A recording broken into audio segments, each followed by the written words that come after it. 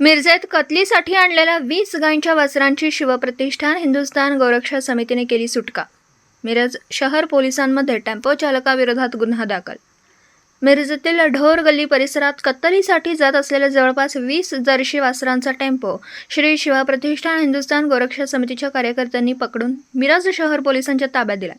मिरजेत गेल्या अनेक दिवसांपासून शिवप्रतिष्ठान हिंदुस्थान गौरक्षा समितीच्या मदतीने शहरात कारवाई करत अनेक कत्लीसाठी आणलेल्या गायींची सुटका केली आहे।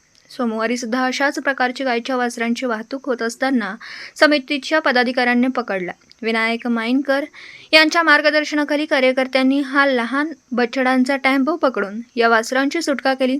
रात्री उशिरापर्यंत मिरज शहर पोलिसात करण अनिल तुपे वय वर्ष 40 राहणार बलवडे या टेम्पो चालकावर गुन्हा दाखल करण्याचं काम सुरू होतं।